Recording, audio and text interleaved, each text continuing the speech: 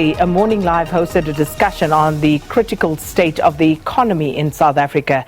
David van Wyk, who's a lead researcher at the Benchmarks Foundation, says that low wages contribute to negative growth of the economy. With about 17 million social grant recipients and more than 10 million unemployed citizens, today we take a look at the role played by government in dealing with poverty, inequality and unemployment. Madalitso Phiri is a Doctoral Research Fellow at Unisa, and he's here to help us discuss and take a look at whether South Africa is in fact a nanny state. Madalitso's area of study is a social grants contribution to poverty reduction and inequality, with a special focus on South Africa and Brazil. Thank you so much for coming through to speak to us. Thank you so much for having me.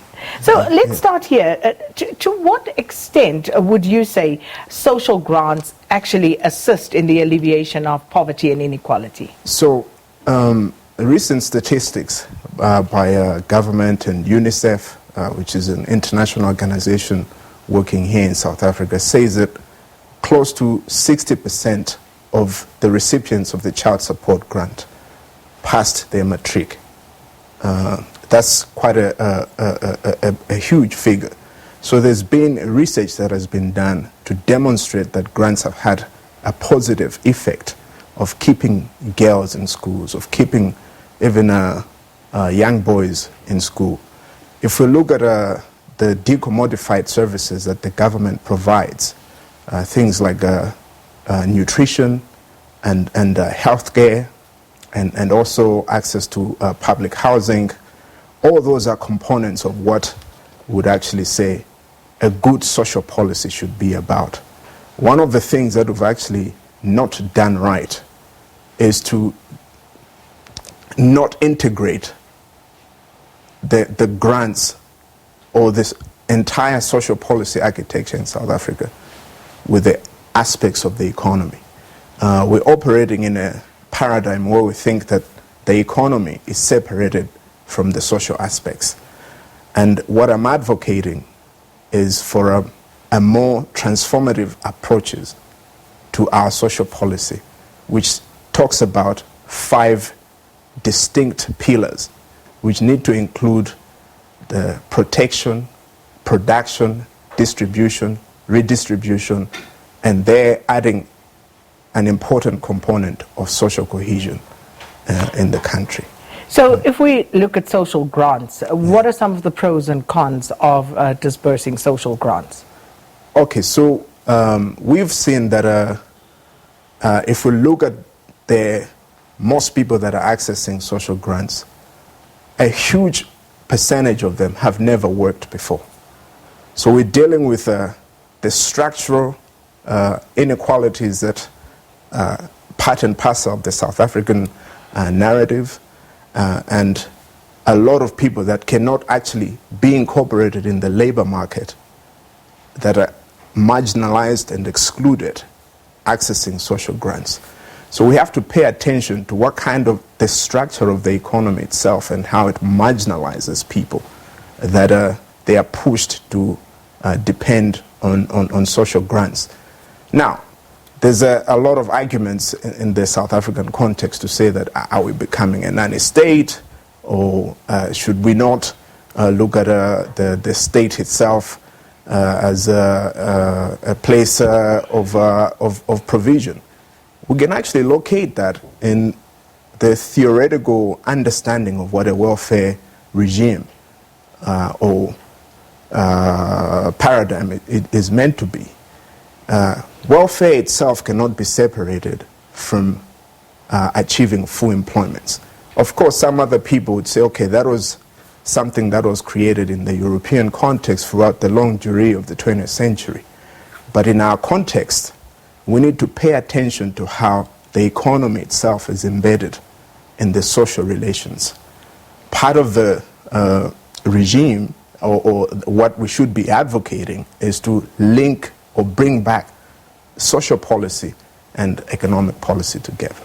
So if we take a look at the sheer numbers, more than 17 million South Africans are dependent on a grant which they receive from government, and this out of a population of about 58 million people. Right.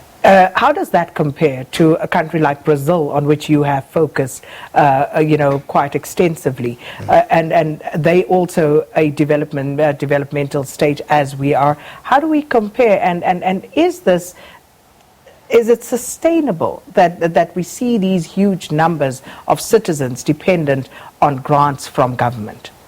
Okay, so if we look at it from a comparative perspective, Brazil has a program called the Bolsa Familia, which was pretty much promoted by international organizations as an alternative approach to a good social policy.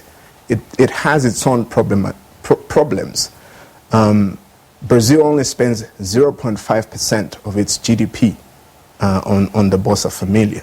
South Africa spends 3.8% of its GDP, 193 billion rand. And when we look at it, it constitutes 13% of government expenditure. So that's 193 billion rand per annum. Yes, especially for this current year. Yet, however, if we have to be quite honest, no country has ever alleviated poverty. In the history, I mean, I can be corrected by so many people, but I do these things a lot of the times.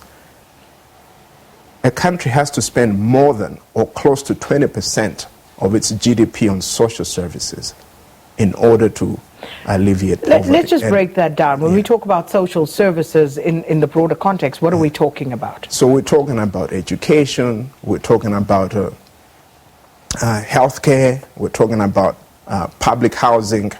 All of that are components of what a decent life should be about. And those are actually, in the South African context, constitutional guarantees, right? Social assistance is something that is deeply embedded in the South African constitution. So if we say that we have to do away with social grants, we're saying we need to question what the South African social contract has always been about, which people fought hard for the constitution to be agreed upon. There's a lot of problems. Inequality is still very much with us. And it talks to the structural challenges that we need to address inequality. And it's not just one type of inequality. There's wealth and income inequality, which even if we look at countries like Brazil, where we're saying that was at some point promoted as a model, but they didn't actually question the embedded wealth and income inequalities. So Brazil still remains one of the most unequal societies in the world, although in the 2000s, people were saying that inequality has been on the decrease, but there's still wealth and income gaps that need to be attended to. It is the same in the South African context. So the question of low wages, how does that impact on this inequality that we are struggling with in South Africa? There's so many components to it. I think if we look at how we inherited an apartheid racial capitalism system, right? That was predicated on anti-black racism. The entire economy is predicated on anti-black racism. That only certain people can actually enjoy the privileges of what the economy brings. And that's a small percentage of the South African population. And the rest of the economy is constrained in structures that whether we look at it, if just next door here in Alexandria, and we have Sandton, right, in parallel. So these two economies actually feed each other, these parallel economies. The low wages is sustained or promoting the economy that is in Sandton, So we need to make sense of that. That the entire structure of the South African economy has not been transformed to speak about the social and the social and power relations in the country. Why hasn't it been transformed? What are the barriers to that transformation? I think that's $1 million question, but I think a lot of it has to do with politics, the political architecture that we've inherited. I always like to talk about, we're in a phase where we're discussing the aspects of state capture. We never ask ourselves, can we capture the state for the benefit of the people? That hasn't happened. And a larger part of it also has to deal with how South Africa itself has adopted neoliberal economic policies and social policies. Now, what do I mean? I think there's a lot of discussions where people talk about neoliberalism, but we need to see how the neoliberal era, beginning with the rise of Thatcher and Reagan in the 1980s, until the current era, was an attempt to outsource the state. That, in essence, changes the state, market, and society or citizenship relations. That individuals are not encouraged to look at the state as an avenue for social provisioning. That is something that has happened in the past 40 years. And it has infiltrated in so many policy circles. Now we need people, we need governments that will actually fight against that, to take back power and develop sovereign national projects that will be useful for imagining a different South Africa, a different society that is not predicated on anti-black racism, inequality, and poverty. What would you say to someone who says, well, given that, as you say, we spend 193 billion rand per annum on disbursing social grants, that's 13% of our budget, it's 3.8% of GDP. Wouldn't that money be better utilized if you perhaps spent it on economic development projects? Okay, I think maybe let's do a disaggregate of other areas that we spend on. Say the military, or we can look at I don't know, there's so many aspects that we can pick. They'll probably be larger than the 13% that is actually spent on social services. So the argument is neither here nor there. What we need to make sense is to create an economy that works towards full employment. We tend to think of social policy as something that is only for the poor. That's never been the point of social policy. One of the things that have happened is the squeezing out of the public provisioning, as I said earlier on, that private interests dominate the social policy making landscape, whether it's in education, in things like savings, whether public pensions, I mean private pensions. The whole move is that we should not see the state as central to helping us manage our lives. So, but is the state not doing that to a large extent? Are we a nanny state? I would say not at all, depending, given the figures that I've actually given. 13% in terms of the budget is still a tiny percentage of what South Africa should be spending on social services. So a nanny state is a problematic concept that we can maybe at other occasions continue to uncover. But what we need to be mindful of is that certain countries have also done or promulgated welfare reforms under shoestring budgets.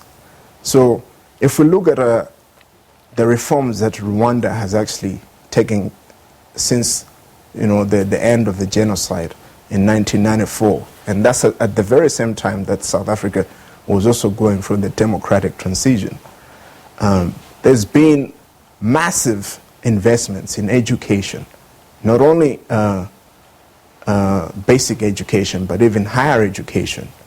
So much that the role of private interest has declined over time, and people see public institutions as providing the educational goods that are for all citizens. And that's under stringent conditions, right? Or if we just go next door here to countries like Botswana, Mauritius, that have pretty much maintained that we need to take care of our people, provide them with education, provide them with the necessary opportunities to succeed, and to try promote the skills that will build an economy that's not just based on mining. And it's the same that when people talk about the Asian tigers or models, one of the important things was linking education, public education in particular, to the greater needs of the economy itself. Something that we always talk about, but seemingly not getting right. But we're going to have to leave it there. Thank you so much, and would love to hear from our viewers what they make of some of the sentiments that you have shared. Madalitso Phiri is a Doctoral Research Fellow at Unisa, looking at whether South Africa is in fact a nanny state, and also the role of government in dealing with poverty, inequality and unemployment.